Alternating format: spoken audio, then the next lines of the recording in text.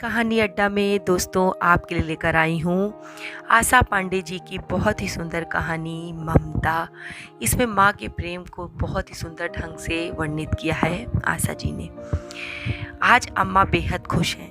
उनके बेटे की चिट्ठी जो आई है वो दादी बनने वाली है।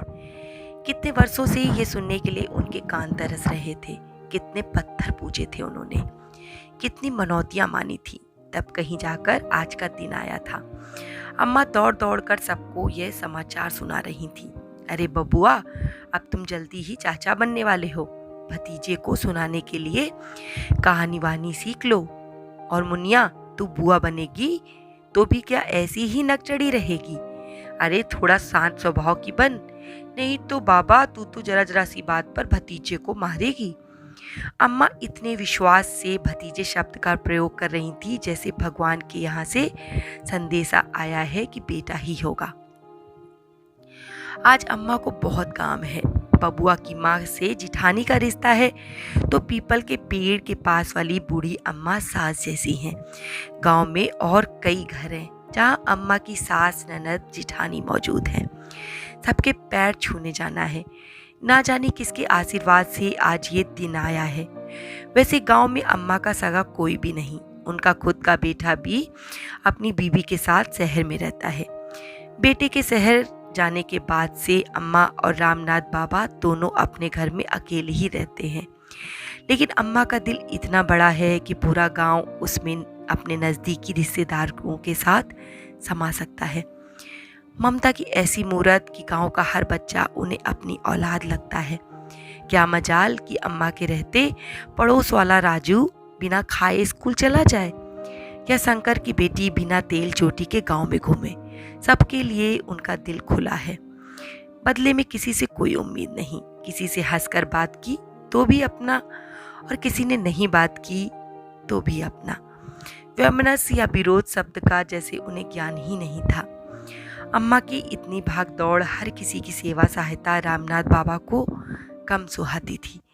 इसलिए रामनाथ बाबा हमेशा अम्मा को समझाते। कभी कभी तो अच्छी खासी कहा सुनी हो जाती। अभी कल ही की बात है, अम्मा से बाबा कह रहे थे, श्रीकांत की अम्मा, तुम पूरे गांव का जिम्मा क्यों लिए रहती हो? अपने घर का काम करके कुछ देर आराम कर लिया करो। इस उम्र में इतनी भागदौड़ अच्छी नहीं। लेकिन तुम्हें तो किसी का पापड़ बनाना है तो किसी की बड़ी, किसी की बहू बीमार है तो किसी का बेटा परदेश से आया है। सारा भार तुम्हारे ही ऊपर है। बस तुमसे कोई प्यार से बोल दे तो तुम उड़ेल देती हो सारी ममता उस पर अम्मा कहाँ सुनने वाली थी। उनका दिल और दिमाग इतना सकरा नहीं था। अम्मा ने रामनाथ बाबा से कह दिया, देखो जी, हम दो जन के लिए खाना बनाने में कितना समय लगता है। खाली पड़े पड़े घर में कुड़ते रहने या फिर गांव भर की बेटी बहुओं की बुराई करने से तो अच्छा है कि सबको अपना समझकर उनके बीच हंसते हंसाते दिन बीत जाए। जिंदगी में रखा भी क्या है, अपना बेटा भी तो दूर है। वक्त जरूरत यही लोग हमारे काम आएंगे। कल को जब मरेंगे तो रोने वालों की कमी नहीं रहेगी। वैसे जानने को तो रामनाथ बाबा भी जानते थे कि मेरे कहने सुनने का उन पर कोई असर नहीं पड़ेगा। अम्मा भीतर से जितनी भावुक थीं उतनी ही सख्त और सजग। किसी के कहने सुनने से उनकी भावुकता में कोई फर्क नहीं पड़ता। ऐसा प्रेम, ऐसा अपनापन किस काम का कि रामनाथ बाबा कुछ बोल दें तो अम्मा पीछे हो जाए। जब कदम बढ़ाया है तो सख्ती से, सजगता से अंत तक उसका निर्वहन भी करना है। गजब का दिल पाया है अम्मा ने। वैसे अपने घर को बिलकता छोड़ सिर्फ नाम के लिए समाज सेवा करने वाली समाज सेवकाओं जैसी नहीं है अम्मा। अपने घर को बड़े यत्न से संभाला अम्मा ने, कोई कसर नहीं छोड़ी। इसलिए रामनाथ बाबा भी यद्यपि अम्मा को बाहरी झंझटों में ना पड़ने की हिदायत देते, किंतु मन ही मन पत्नी के विशाल हृदय को देख गर्वित हो जाते। आज उन्हीं अम्मा के घर खुशी का इतना बड़ा पैगाम आ रहा था। इधर 10-15 दिन से अम्मा कुछ कम दिखाई दे रही थी। कल मुझे मिली तो मैंने पूछ लिया, अम्मा आजकल कहाँ रहती हो, बहुत कम दिखाई देती। अम्मा तुरंत धोती समेटते हुए मेरे पास बैठ गईं, जैसे उन्हें इंतजार था कि कोई उनकी व्यस्तता का कारण पूछे। फिर पूरे 15 दिन का ब्यौरा दे डाला। उन्होंने कहा, क्या करती मुन्ना की बहू, अब ज्यादा समय तो रहा नहीं कि बैठकर दिन बिताऊं। बहू को बच्चा होने में सिर्फ 2 महीने ही बचे हैं। अब जब इतने दिन पर हरियाली आई है तो नेक वाले नेक मांगेंगे ही, उसकी व्यवस्था तो करनी ही पड़ेगी। नाउन कह रही थी कि अम्मा खाली धोती से काम नहीं चलेगा, एक आध सुनेली चीज लूंगी। जब नाउन को दूंगी तो बनिया जो मेवे की थाल लाएगा वो तो ठनगन करेगा ही, और भले ही हरकू नारा नहीं काटेगी, लेकिन नेक तो उसे भी चाहिए। अब नर्स और अस्पताल का फैशन हो गया है तो उसमें हरकू का क्या दोष। एक सुलझे विचारक की मुद्रा में अम्मा बोल रही थी, फिर थोड़ा सा रुककर सोचते हुए आगे बोली, बहू के लिए सोट के लड्डू की व्यवस्था करनी है। कल गणपत के यहाँ गई थी, शुद्ध घी के लिए बोल आई हूँ। कह रहा था कि सबको 100 रुपए में देता हूँ, तुम्हें 70 में लगा दूंगा। मैंने उससे कह दिया कि पैसे की कोई कोर कसर नहीं रखूंगी, हाँ माल शुद्ध होना चाहिए। आपका खाया पिया ही काम आता है, नहीं तो शरीर टूट जाएगा। सो तो है अम्मा, अब आप हैं जो बहू की इतनी जतन कर रही हैं। हर सास ऐसे थोड़े ना होती है। श्रीकांत भैया की बहू किस्मत वाली है जो आपको सास के रूप में पाई है। अपनी प्रशंसा सुनकर अम्मा के चेहरे पर गुलाबी रंगत आ गई। फिर थोड़ा मुस्कुराते हुए अपने आगे की तैयारी बताने लगी। मोती सुनार के यहाँ गई थी बहू, वहां भी उधारी में 2-4 जोड़े चांदी की पायल तैयार करने को बोल आई हूँ। अब मुन्ना की बहू सबको सुनहले की आशा है, कम से कम चांदी तो दे ही दूं। नाती के लिए सोने की चेन बनाने को बोल आई हूँ, 2-4 जोड़ी कपड़े भी देने पड़ेंगे, आखिर दादी जो हूँ।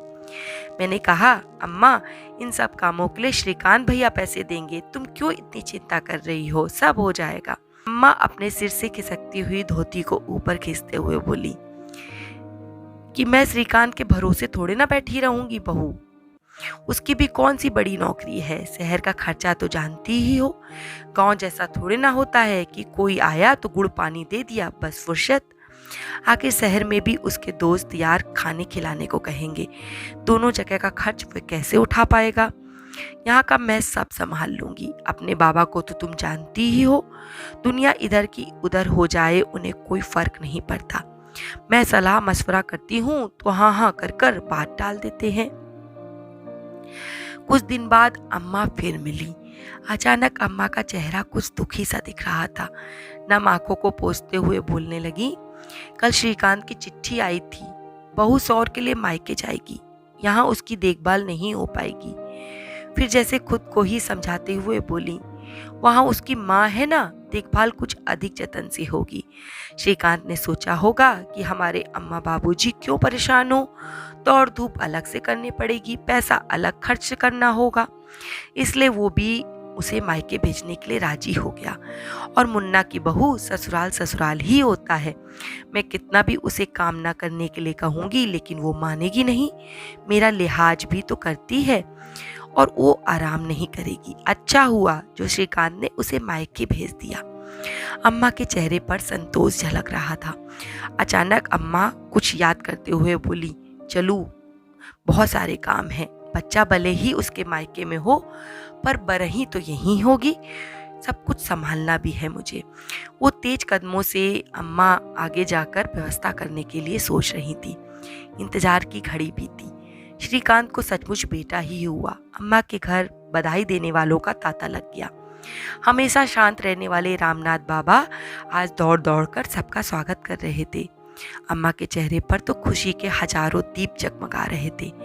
वो दौड़ दौड़ कर सबको मिठाई खिला रही थी।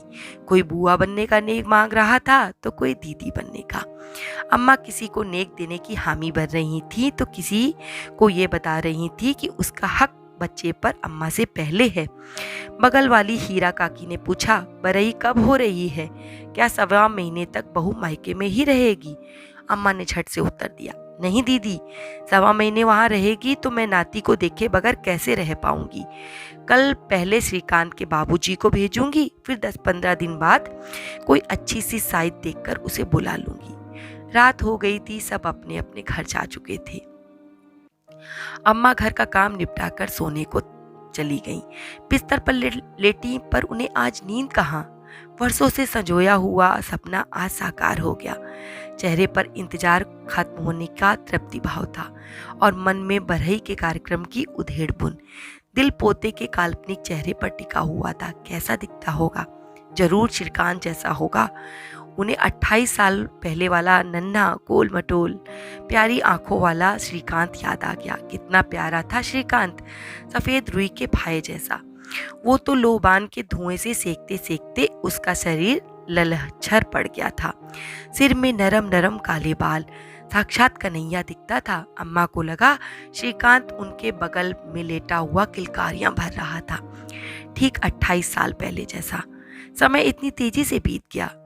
वही नन्हा श्रीकांत आज बाप बन गया था, एक सुंदर से बेटे का बाप। हाँ, सुंदर ही होगा उनका पोता। आखिर उनकी बहू भी तो लाखों में एक है।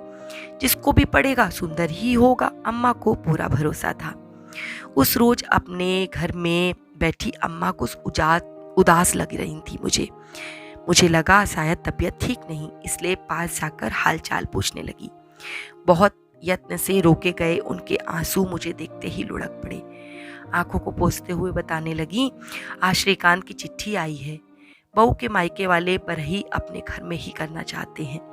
लिखा है कि इतने दिन से सेवा सहायता कर रहे हैं, अगर बरही के लिए अपने यहाँ बुला लूंगी तो उन लोगों का मन टूट जाएगा। सरोज की माँ को नाती की बड़ी आस थी, अब वो पूरी हो गई तो उनसे बरही का हक मैं कैसे छीनूं। उसने आगे लिखा कि वो शहर से सीधे वहीं चला जाएगा और यहाँ से बाबूजी को तुम भेज देना। श्रीकांत के बाबूजी तो चिट्ठी पढ़ते ही नाराज हो गए, लेकिन मैंने उन्हें समझाया। मन तो मेरा भी बहुत दुखी हुआ, लेकिन बहू श्रीकांत जी ने ठीक ही लिखा है। आखिर परेशानी तो उन लोगों ने उठाई है, फिर खुशी बनाने का हक उनसे क्यों छीने। तुम्हारे बाबा के हाथों बच्चों का कपड़ा और चेन भेज दूंगी, फिर बहू शहर जाने से पहले तो यहाँ आएगी ही आएगी, तब गाना बजाना करके अपना शौक पूरा कर लूंगी। अम्मा कहती चली गई। उनकी आवाज में ना कोई जोश था, ना उत्साह। दिल की लाचारी तथा मुख पर पीड़ा के भाव स्पष्ट झलक रहे थे। मैं अम्मा के अब तक के उत्साह, हताश मन का आकलन करने लगी। अम्मा की ममता धोखा खा गई। कई दिनों से मैंने अम्मा को नहीं देखा। उनसे मिलने जाने की सोच रही थी कि रामनाथ बाबा आ गए। मुझे लगा श्रीकांत भैया की बहू घर आई है, ये संदेशा देने आए होंगे, लेकिन आते ही उन्होंने छेड़ आवाज में कहा, मुन्ना की बहू, अपनी अम्मा को समझाओ, कल से खाना नहीं खाया। मैंने कारण पूछा तो बाबा ने बताया, कल श्रीकांत ससुराल से ही अपनी बहू और बच्चे को लेकर शहर चला गया। कह रहा था कि छुट्टी नहीं, यहाँ आने पर 4-5 दिन बेकार चले जाते, सो फिर कभी लंबी छुट्टी लेकर आराम से आएगा। मैं अम्मा के पास आ तो गई, लेकिन समझ नहीं पा रही थी कि पेड़ से टूटे सूखे पत्ते को भला मैं कैसे सहारा दे पाऊंगी। मैंने अम्मा की तरफ एक दर्द भरी दृष्टि डाली। उनके चेहरे पर की अव्यक्त पीड़ा मुझे साफ दिख रही थी। वो लगभग कराती हुई आवाज में बोली, श्रीकांत 2-4 दिन के लिए आकर मुझे मुंह में नहीं डालना चाहता था, इसलिए फिर कभी लंबी छुट्टी लेकर आएगा। बहुत प्यार करता है मुझे। वो तो बच्चे को देखने का बहुत मन था, इसलिए मैं दुखी हो गई थी। मैं हस्तप्रभ सी अम्मा को देख रही थी। ममता की इस मूरत को भला मैं क्या समझाऊं। समझना तो श्रीकांत जैसे बेटे और सरोज जैसी बहू को चाहिए, जो माँ की निश्चल ममता को ठग लेते हैं। वैसे मन ही मन अम्मा भी समझ रही थी बेटे के प्यार को और अम्मा की विवशता को। दोस्तों, आपको ये कहानी कैसी लगी? अगर पसंद आई हो तो आगे शेयर कर दीजिएगा और ऐसी ही कहानियों को आनंद लेने के लिए मेरे चैनल को सब्सक्राइब कर लीजिएगा। धन्यवाद।